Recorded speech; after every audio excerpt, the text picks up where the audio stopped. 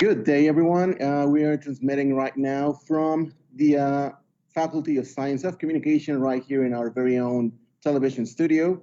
And we are about to begin a discussion table, I believe that's the name of this, a discussion table called Teaching Learning Processes Through New Technologies. Right now, before we begin, I'd like to thank everyone that's watching us and everyone that is here with us in the panel. And start with impact of virtual reality technologies and maxillofacial surgery education by Hugo Ivan Medellin Castillo. So let's start. Thank you very much for this time to present this paper or this work. This work is a work that reflects, or this paper reflects a work that has been carried out for about 10 years in the Faculty of Engineering at the University of Autónoma of San Luis Potosí. This project has been in collaboration with Educación University in UK, especially in Scotland. And also the support for this project has been provided by CONACYT, which is our research council in Mexico. So the title of my talk today is about the impact of virtual reality technologies in maxillofacial surgery education. My name is Hugo Ivan Medellin Castillo. I'm a full-time professor at the Faculty of Engineering at the University of Autónoma of San Luis Potosí. And these two other authors are my PhD students who had already finished, and now they are doctors and they are working abroad. So, okay, so let's start with the talk. To start, I would like to mention about maxillofacial surgery. Well, this is a maxillofacial surgeons with OMS are trained to identify and treat a wide range of injuries or diseases that are related or that are located in the head, in the neck, in the face, jaws, and also related to hard and soft tissues of the oral and maxillofacial region. It means they deal with everything in the head, including soft tissues like the skin, and also hard tissues like the bone. So in terms of the requirements, an oral and maxillofacial surgery requires a precise pre-surgical planning in order to guarantee that the procedure is successful, and then you correct the problem with the person that had the problem that has the person. So it also means that to obtain or to do these planning processes, it's a long process that requires complex and extensive planning, and which involves many techniques and many analyses, and therefore the complication or the complexity of this medical procedure is high. Okay, that's about the background of maxillofacial surgery. In the area of maxillofacial surgery, there is like a sub-area which is related to the orthodontic surgery, in short, OGS. And it deals about correcting jaw misalignment and dentofacial deformities, such like the ones that you see here. So here are some examples of deformities that this orthodontic surgery deals and tries to correct. And for instance, in 2010, about 12 or between 12 and 17% of the world population suffers from some of these problems, some misalignment problems, and in some cases, people feel sad or the autoesteem of the person is low, but that is not the most important thing.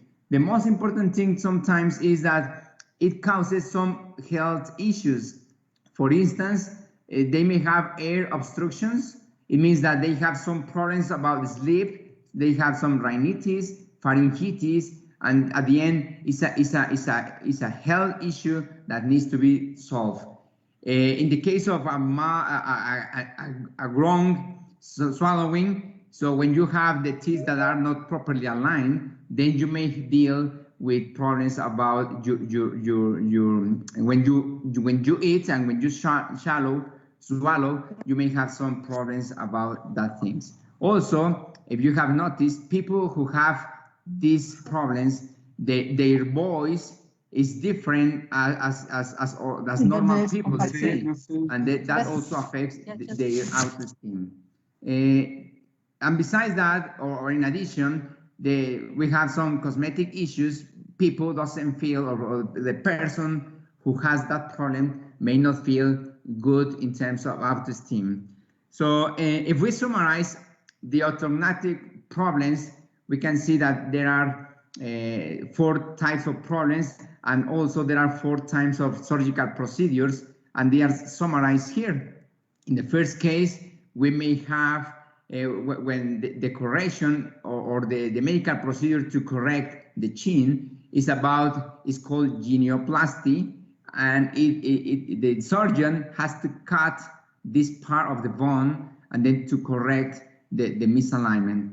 The Lee-Ford one is a more aggressive medical procedure in which the surgeon has to cut here and then move this part of the bone and then realign the bite. And also there is another problem which is related to the jaw. So in this case, the surgeon must cut here, but it has to be careful because you have this nerve, and if you touch that nerve, you will paralyze the part of the face of the person. So it's another procedure, and there is another procedure like this, the Lee-Ford 2, in which also they make a very complex cut, and then to move or to correct the malformation. So as you notice here, it's a very dangerous procedure, very complex, and it requires a lot of planning and also a lot of training. So if we summarize the surgery planning, it comprises some facial analysis, so that the person or the specialist takes some pictures of the person to analyze how is how different or how asymmetric is the face.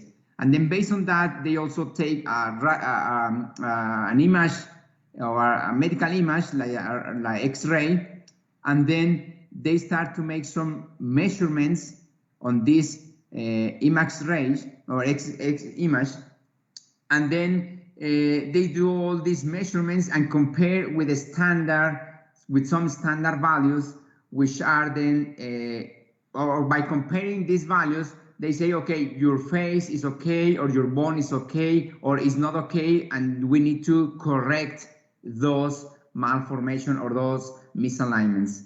And if that's the case, then they do a planning by taking some molds, some castings, and replicate the bite of the person, and then by doing cutting and moving, they use this tool called articulator, and they try to correct in vitro the bite of the person. And once they do all the correction as measurements, then they take that information to the operating room and then perform the medical procedure or the operating procedure. So it means that for a person or for a student to become a surgeon, it takes about from 12 to 14 years of training and education, and therefore it's a long process to acquire the skills. So surgical trainees commonly acquire those technical and manual skills through years of hands-on training. It means medical students, they have to go and see operating procedures. They may have to train a little bit, or they could train making some tutorials or make some examinations, and also some laboratory-based surgical procedures using cadavers or models. But it takes a lot of time, and also it requires that you may have models, or you may have cadavers, or you may have a specialist help you or ask you to be in the operating room so you can learn. So this is then a problem, because it happens that the student may not have all the conditions to train properly, or maybe or the time to train properly is longer because of these constraints. So, and also the methods for the evaluation of surgical skills are subject to the supervision of an expert who observe the surgeon or the trainee and see if he's doing well or not.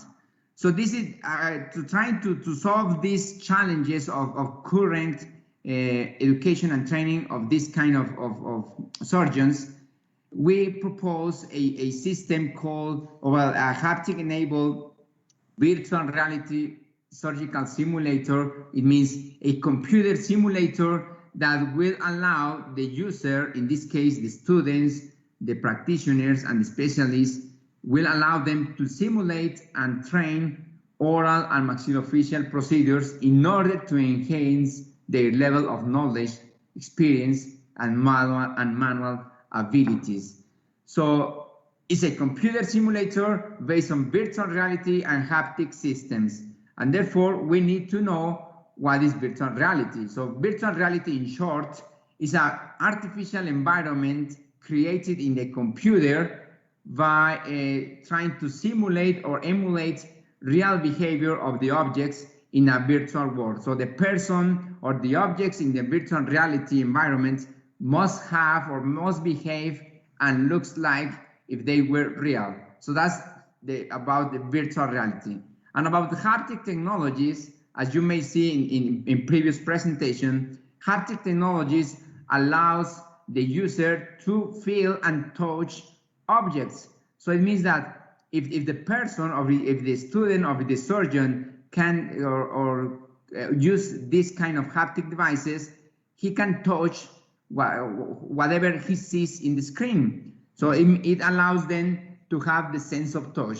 And the sense of touch is very important for medical procedures because at the end, the manual or the real operation has to be done manually, and then it requires the manual skill of the surgeon. So these two technologies are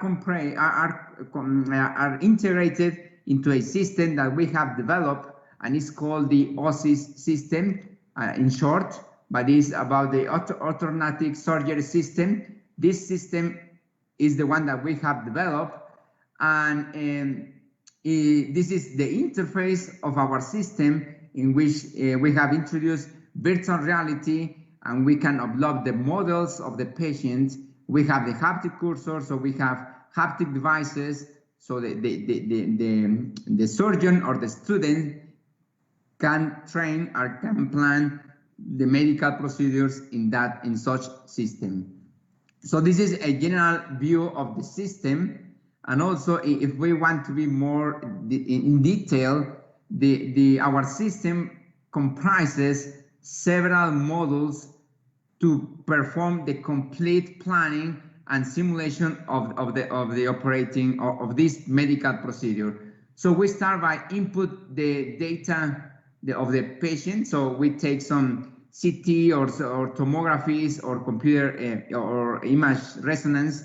So we upload them into the system, and then the system can be done, well, digitally. We can do the facial analysis of the person and then make a diagnosis about if their conditions are okay or not.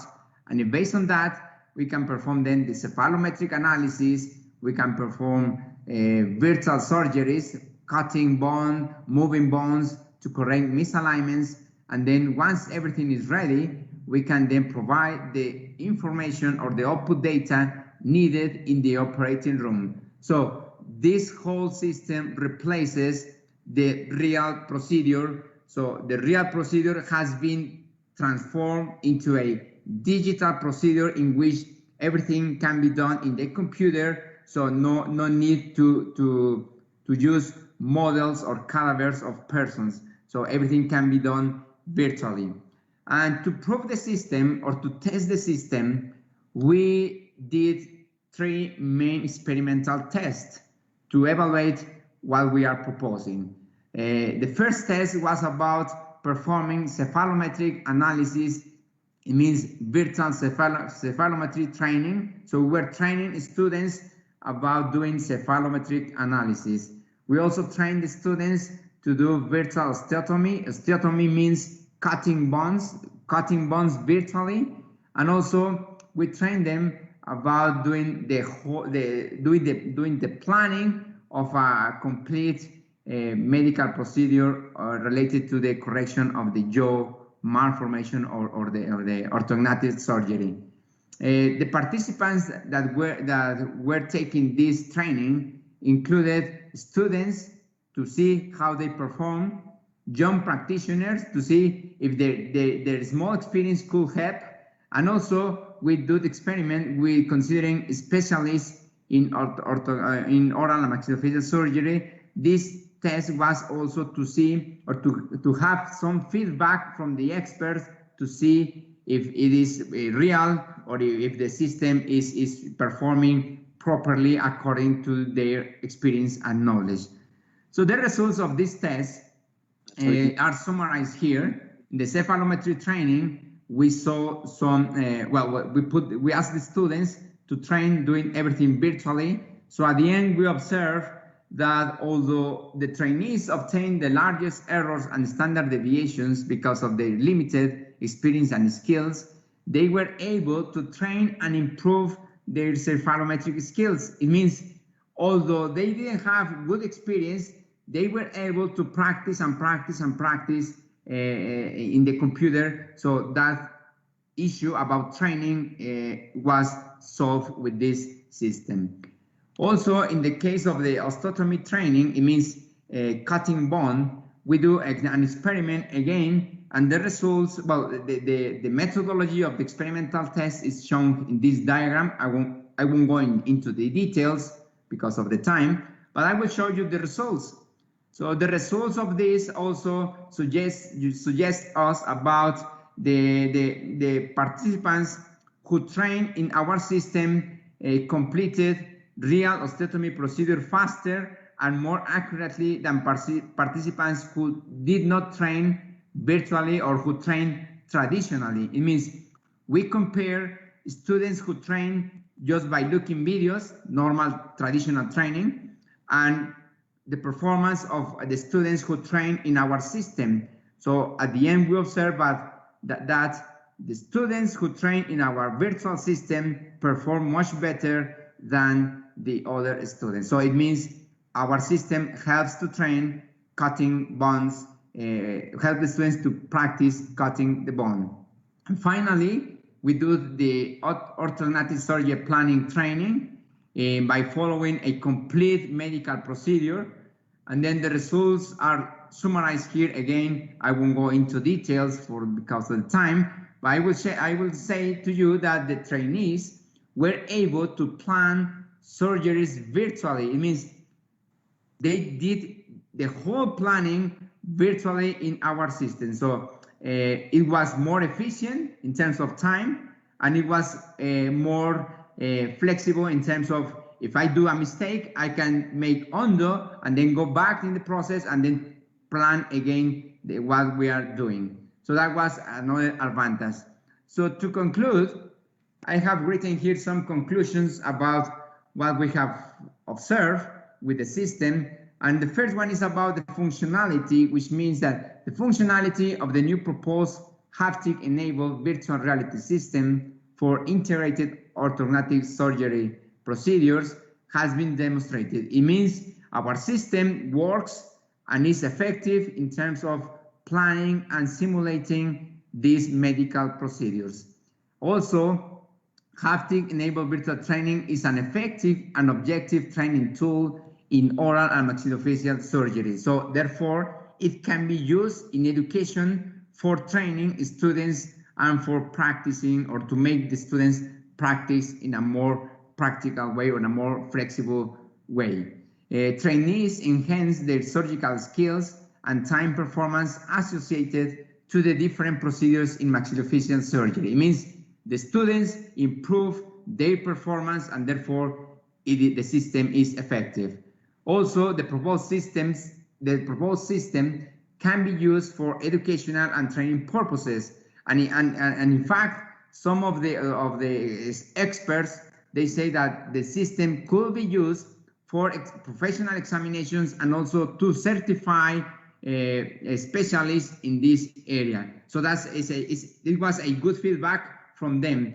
And finally, haptic-enabled virtual training is a potential technology able to overcome some of the current problems in maxillofacial education. It means by using these technologies, we can improve or make some progress in education of students in the medical area. And that's it from my side. I'm willing to answer any question that you have, and thank you for your time and for your attention.